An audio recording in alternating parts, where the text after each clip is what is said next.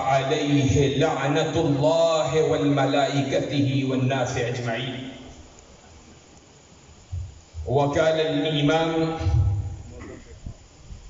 أبو ذر الرازي رحمه الله: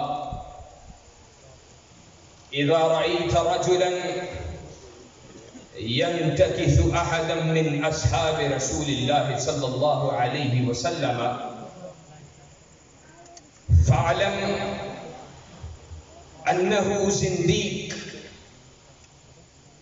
حضرات دیوکار، بزرگوں، دوستوں اور بھائیوں،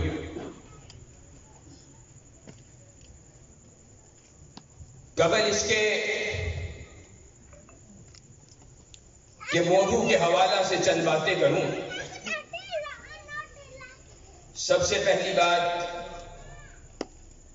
دیری کے لیے معذرت خواہ ہوں، کسی حقیقی مجبوری کے تحت دیری ہوئی ہے۔ اور دوسری بات، اسٹیج سے کہا گیا ہے علامہ، تو میں علامہ نہیں ہوں، دین کا ادنا سا طالب علم ہوں، مسلک کتاب و سنت کا چوکیدار نوکر،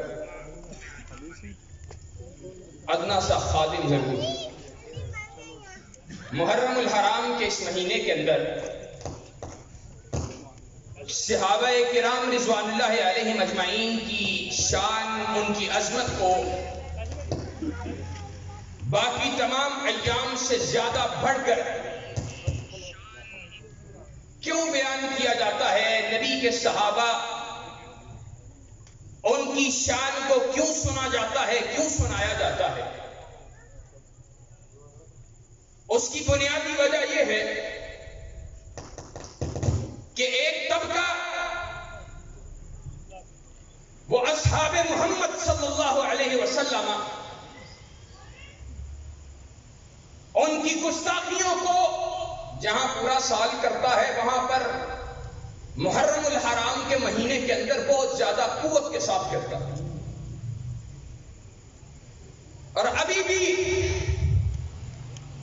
ایک بدبخت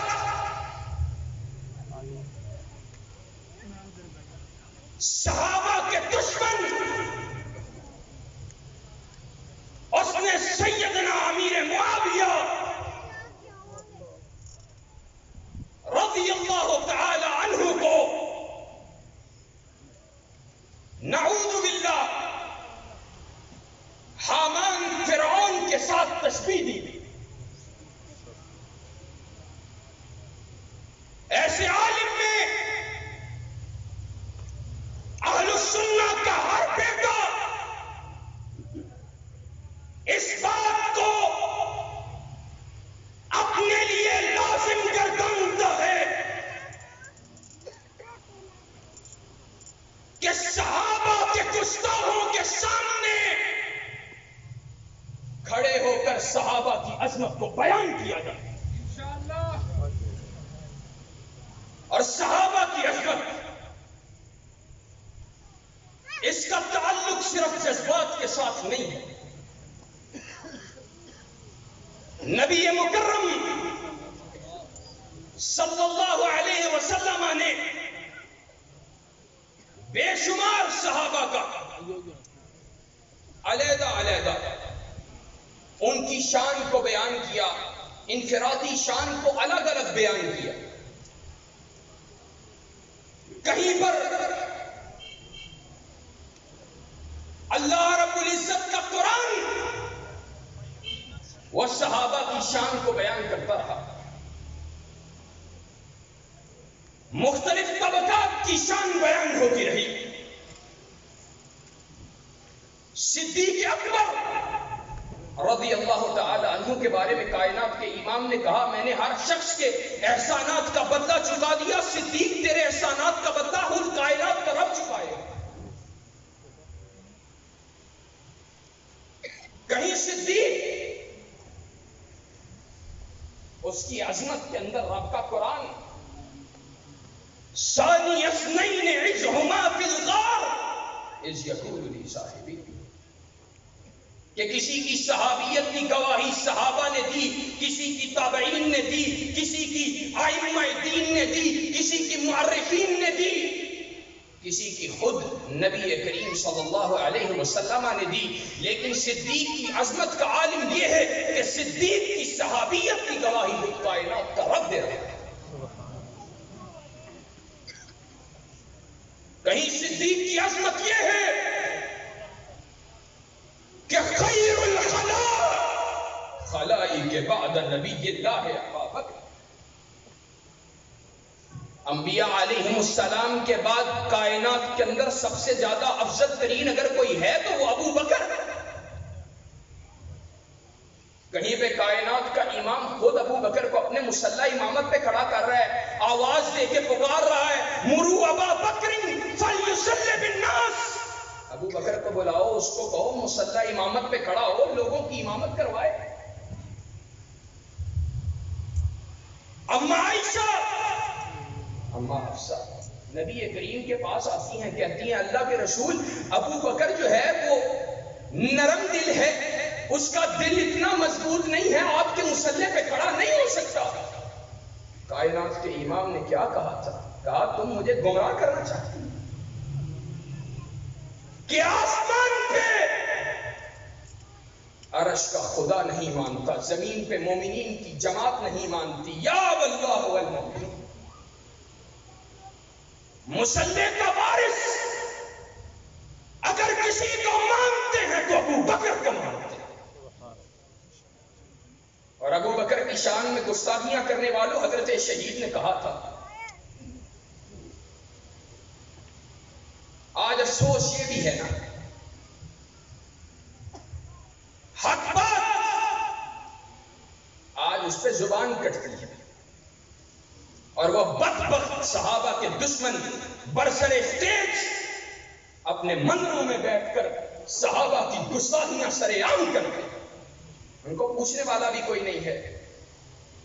اور اگر علماء وہ صحابہ کے دفاع کے اندر بات کریں، وہ صحابہ کو برا بلا کہتے رہیں، کوئی ان کو پوچھنے والا نہیں۔ یہاں پہ صحابہ کے دشمنوں کو کچھ کہہ دیا جائے، اس کو پکڑ لو، اس کو جکڑ لو، اس کو کوٹ شیڈیول کے اندر ڈال دو، اور اللہ کے فضل و کرم سے ہم صدیق کے ماننے والے ہیں۔ حضرت سعید نے کہا تھا، کہا یہ منبر، یہ مصلی جو آج مسجدوں کے اندر ہمارے پاس ہے، جس کی خدمت ہمارے پاس ہے، یہ حسنین کے نانا کا منبر و مصلی ہے، اور اس منبر و مصلی کا وارث حسنین کے نانا نے اس رب کے حکم سے اس ابو بکر کو بنایا ہے۔ اس رب کے حکم سے بنائے جانے والے اس مسئلے کے اندر کسی قسم کے شک کی کو گنجائش ہو سکتی؟ جس رب کے حکم سے کائنات کے امام نے وہ مصلی صدیق کو عطا کیا ہے، کائنات کی قوتیں اگر صدیق کو برا بلا کہتی رہے، صدیق سے وہ مصلی چھین سکتی؟ آج صدیق کو برا بلا کہتے ہو، صدیق کو برا کیوں کہتے ہو؟ صدیق نے وہ مصلی چھین کے لیا ہے، خود کائنات کے امام نے صدیق کو مصلی عطا کیا ہے۔ کہیں پر عمر رضی اللہ تعالیٰ عنہ کی شان کائنات کے امام نے بیان کی اور کہا،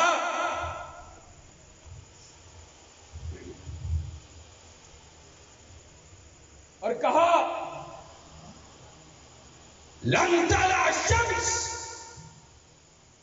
على رجل من خیر من عمر، کہ آسمان کا سورج عمر سے زیادہ بہترین شخص کے اوپر طلوع نہیں ہوا، اور کہا اگر میرے بعد کوئی نبی ہوتا تو عمر بن الخطاب ہوتا۔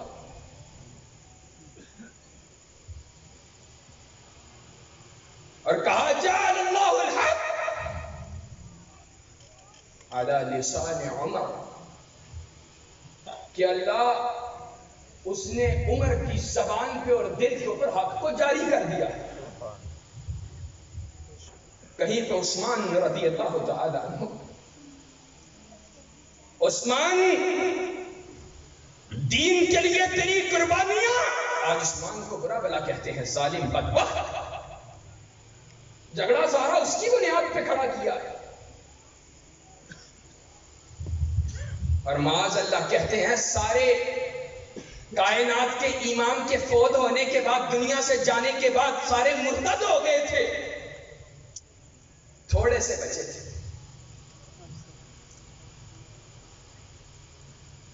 کم از کم دیکھ تو صحیح،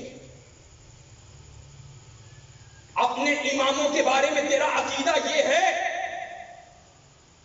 کہ ان کی زبان سے نکلی ہوئی کوئی بات وہ جھوٹی نہیں ہو سکتی. اور جس کو ایک مجلس کے اندر 7 مرتبہ کائنات کے امام جنت کی بشارت دے، اس عثمان کو تو کافر کہتا. کائنات کا امام اعلان کرتا رہا اسلام کو تمہارے مال کی ضرورت ہے، جو 100 اونٹوں کو پیش کرے. کائنات کا امام اس کو جنت کی بشارت دیتا ہے. کائنات کا امام وہ سامنے اعلان کر رہا ہے، عثمان کھڑا ہو رہا ہے، کہہ رہا ہے اللہ کے رسول جنت کی بشارت کے بدلے 100 اونٹ پیش کرتا ہوں. کائنات کا امام دوبارہ اعلان کرتا ہے، عثمان پھر جنت کی بشارت کے لیے اونٹ پیش کر رہا ہے. 3 مرتبہ، 4 مرتبہ، 5 مرتبہ، 6 مرتبہ، 7 مرتبہ اونٹ پیش کرتا رہا اور جنت کی بشارت دیتا رہا. کائنات کے امام نے کہا کت کت یا عثمان ما سر عثمان ما عمل بعد اليوم. اے عثمان آئندہ کے بعد اگر تو نے کوئی نیک عمل نہ کیا تب بھی تجھے جنت میں جانے سے کوئی روک نہیں سکتا.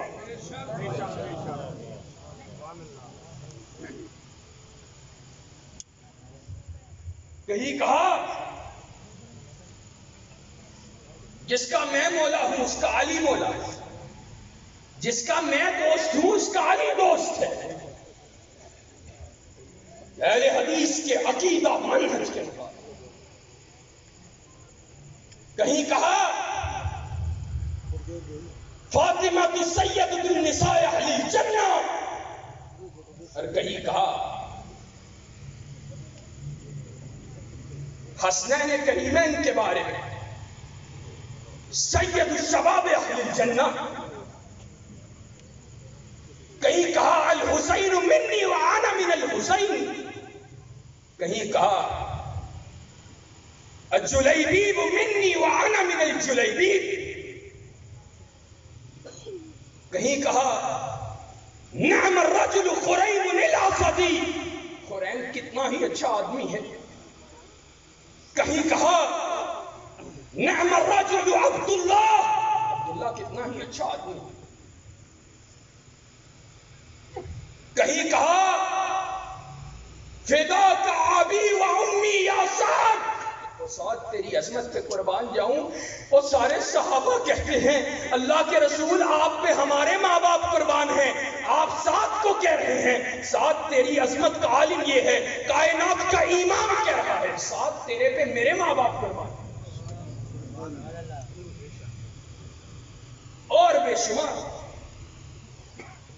اور پھر جمیع صحابہ کے بارے میں کہا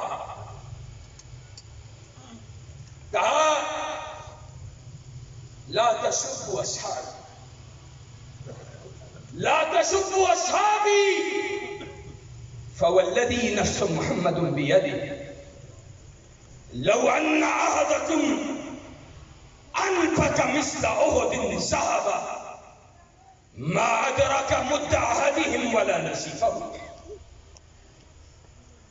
کہا میرے صحابہ کو برا بلا مت کہو، قسم اس ذات کی جس کے ہاتھ میں مجھ محمد رسول اللہ صلی اللہ علیہ وسلم کی جان ہے، تم میں سے بعد میں آنے والا اگر احد پہاڑ کے برابر سونے کو بھی حرج کرے، میرے صحابہ کے ایک مٹھی جو یا آدھی مٹھی جو کو اللہ کے راستے میں خرچ کرنے کو پہنچے نہیں. اس کی وجہ پتہ کیا ہے؟ اس کی وجہ یہ اللہ رب العزت نے ان کو ایمان کی دولت سے نوازا. آج تجھ میں سے مجھ میں سے پوری کائنات کے اندر کوئی شیخ الحدیث، کوئی محدث، کوئی مفتی کعبے کے امام کے لیے بھی گارنٹی نہیں ہے، جنت کی ضمانت نہیں. لیکن ابو بکر سے لے کر علی المرتضیٰ تک اور علی المرتضی رضی اللہ تعالی عنہ سے لے کر امیر معاویہ تک، اور امیر معاویہ رضی اللہ تعالی عنہ سے لے کر کسی ادنا سے ادنا صحابی تک کائنات کے رب کا اعلان کیا ہے، وَكُلًّا وَعَدَ اللَّهِ الْحُسْنَى، کہ اللہ نے ان سب کے ساتھ جنت کا وعدہ کیا،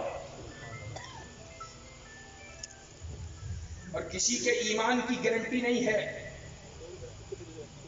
لیکن صحابہ کی عظمت یہ ہے، اولئک کتب فی قلوبہم الایمان، اللہ نے ایمان کو صرف صحابہ کے دلوں میں جگہ نہیں دی، بلکہ صحابہ کے دلوں پہ، صحابہ کے سینوں میں ایمان کو درج کر دیا۔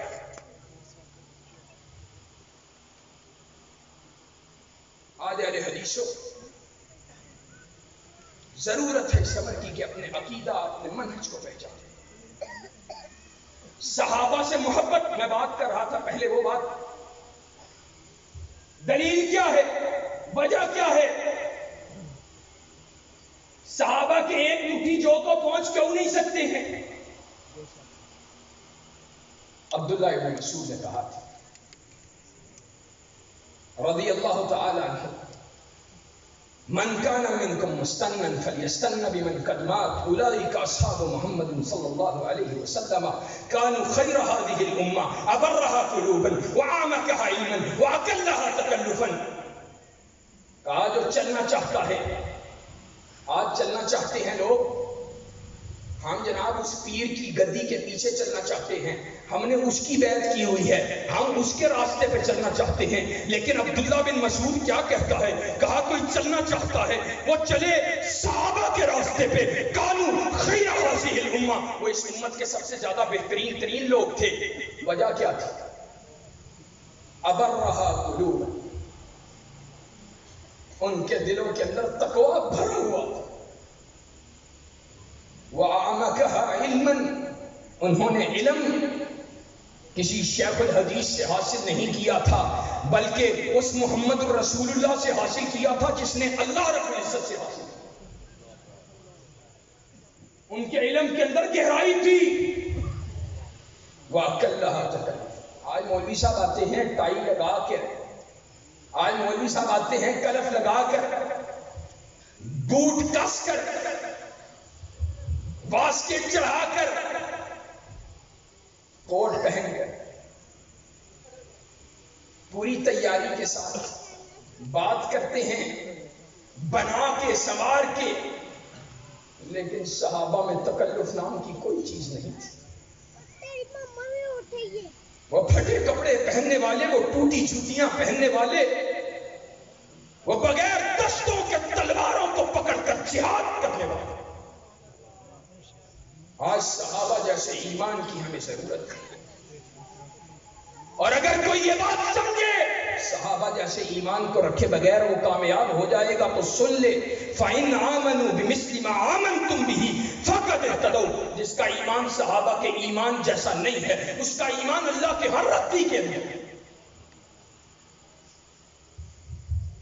ہمارا عقیدہ منہج،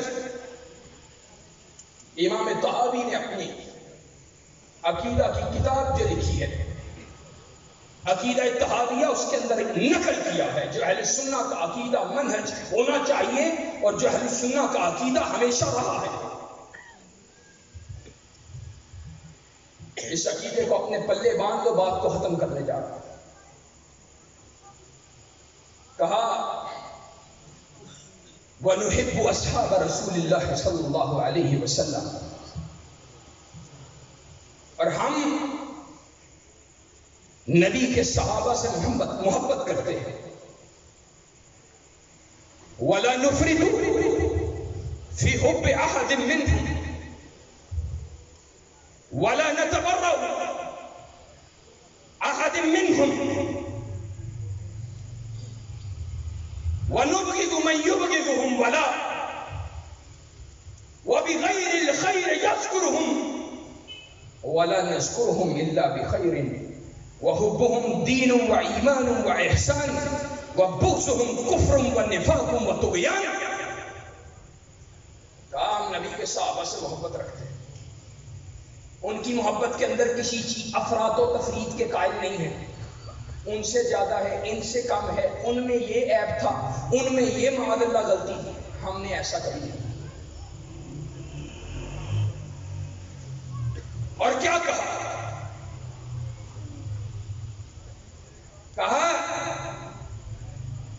ہم اس شخص سے، ہر اس شخص سے